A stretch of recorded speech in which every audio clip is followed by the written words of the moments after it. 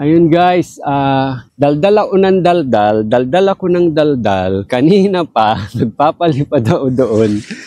Ay grabe, ano nangyari? Ngayon ko lang na-check, naka-timelapse pala yung ating mode dito sa ating video. Ay nako, Rexy boy. Ayan, hilig mo kasing magdaldal, di mo muna i-check. Ayun, paano, ayan, tignan nyo. Naka-timelapse, ay mabilis tuloy, siguro, ganyan salita, ayan.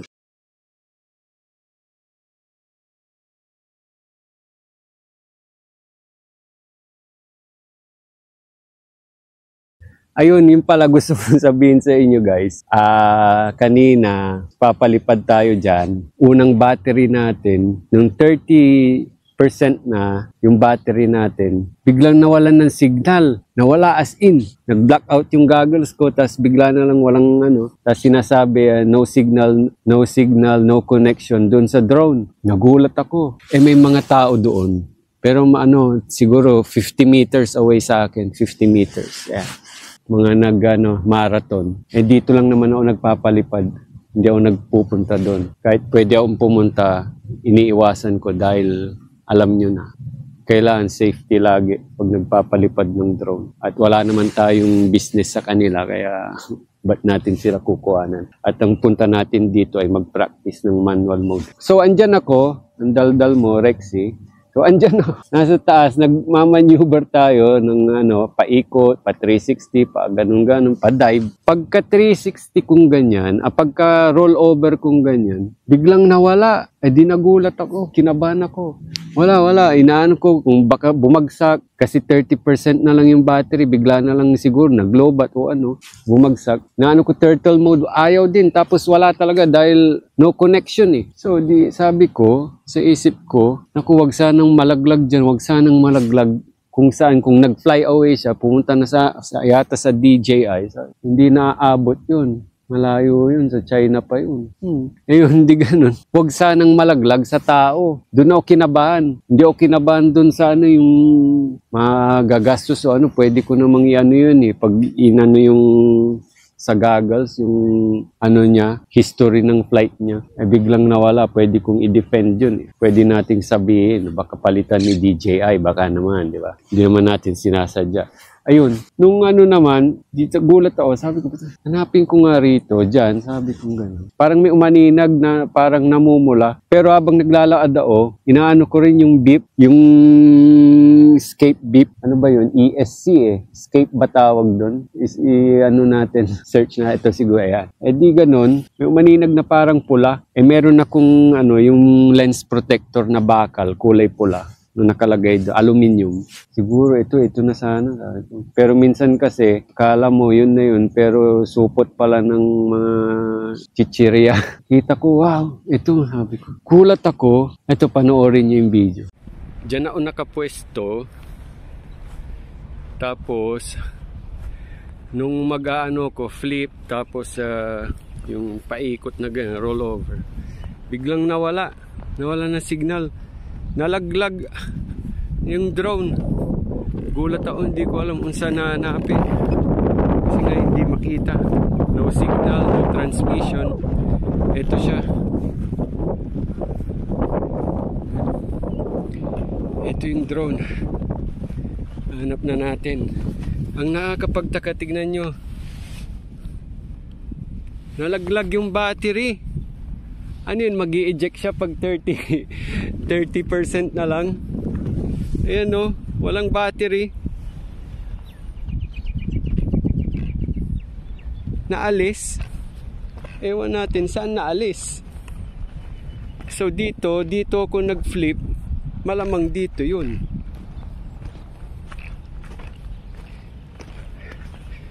Ngayon, mamarkaan natin.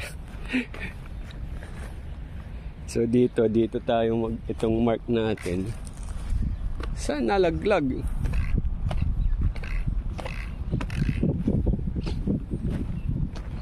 Ay. Maglagay muna tayo ng isang battery ulit. Bakit kaya nalaglag? Nag-loose yung battery natin.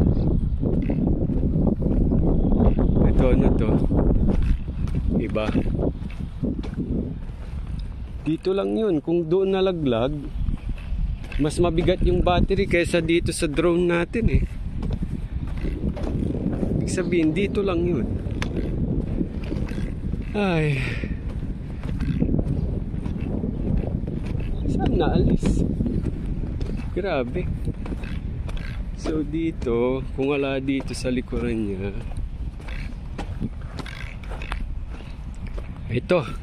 ito siguro, ito oh. Ayan oh. Guys oh, tignan nyo. Oh, ito, sira yung lock niya. Ito. Sira to. Ayan oh. Sira. Grabe. Ayun, salamat, nakita natin. So dyan nalaglag. So dito sa likod niya, tama yung pinag-hanapan ko. Dito pala, tapos doon natin nahanap yung battery. Ay. Ayan, tapos nung ano na, edi pagtingin ko, wala yung battery. Nasa 4 o 5 meters ang layo niya, hinanap ko, na ano rin ako, nagulat ako, saan napunta yung battery? Hindi na, nawala yung kaba ko dahil andito yung drone. Halos ano lang sa akin 10 meters lang ang layo. Yung battery, wala. Sabi ko, nakaharap ako doon, kung nalaglag yung battery, ibig sabihin, sa likuran niya, nakaharap yung drone doon. Di doon ko hinanap. Ang layo ko, nasa 5 meters. Wow, tas pagtingin ko sa battery, yung clip, yung lock clip, kaya kailangan bumili ko nung nilalagay sa likuran, pang lock ng battery. Ayun, bibili tayo nun. Siguro nasa ano yun, at 30 shekel. Orderin natin sa online. 30 shekel o 40 shekel siguro yun. Totoo pala yung nangyayari. Pero ewan ko, kasi kung natanggal yung battery nung pagbagsak, dapat magkalapit lang eh. Ano ang layo? 5 meter? Ang layo naman ng talsik bumagsak na ganyan. 1 meter, 2 meters po pwede pa eh. Dahil siguro sa impact, medyo ma-absorb niya yung madaldal ka. Ayan, sige na nga guys.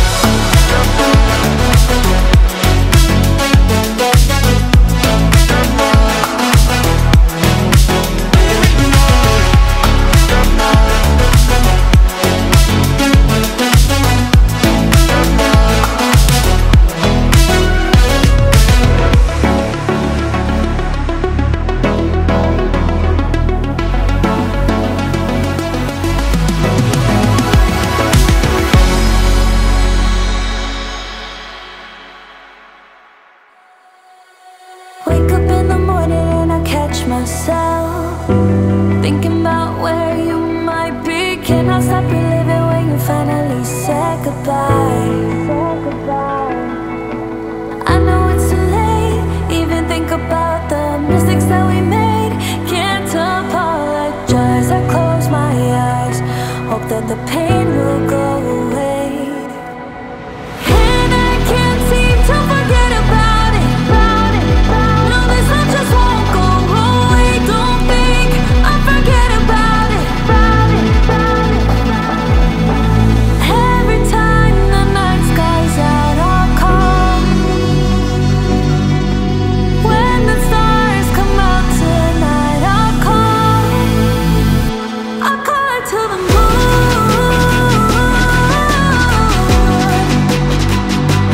Call for you.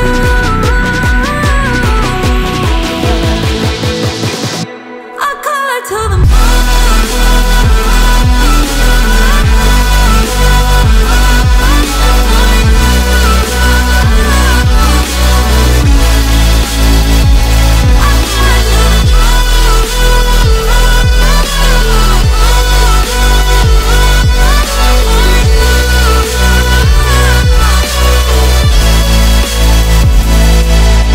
Reminisce the good times that we had. Those were the best days, wishing we could go back and change the past. Those were the best days, wishing we could go back and change the past. But I know the truth, baby, no matter what I do, you're not here. Still I look for you. And I can't seem to forget about it. No, this love just won't go away. Don't think I'll forget about it. Every time the night sky's out, I'll call. When the stars come out tonight, I'll call. I'll call it to the moon. Call for you.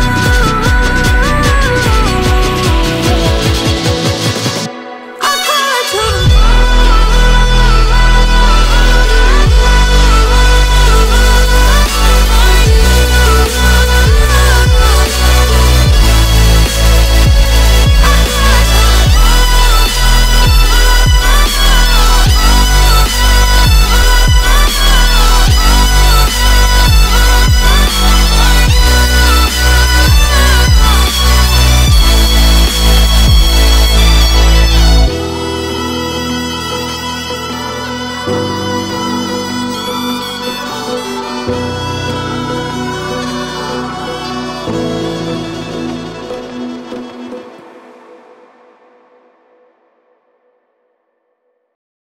Yung kalimutang mag-subscribe para ma-notify kayo sa mga susunod na video natin at para makita nyo na yung progress ng aking pagpapractice ng FPV mode, manual mode, acro mode, ika nga sa FPV world. No? At nagbabalak na rin tayo ng magbuo ng ating drone na FPV at umorder na ako nung body pa lang, body. At may tutulong sa akin na magbubuo nun kasi mahirap bumuo nun eh. Talagang kailangan marunong ka, lalo na yung mga pagsusolda-soldering na yan at syempre po program mo pa yun. So ayun guys, ayun, nawala tuloy yung ano ko. Gusto ko lang mag-thank you doon.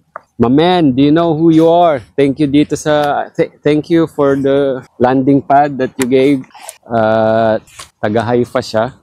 Thank you very much. Second hand na ano to, bago pa, nagamit na niya pero natuwa lang siya. Ay minsan magmi-meet kami, tuturuan niya ako ng nakikipag-contest yun sa sa racing drone. Talagang racing FPV. Ayun, sige, maraming salamat at ingat kayo lagi. Don't forget to like and subscribe. Huwag nyo nang i-share kasi nakakaiya yung baka sabihin hindi pa tayo talaga naman hindi. Basta i-likes nyo lang. Bye guys. Ika nga ni Matthew.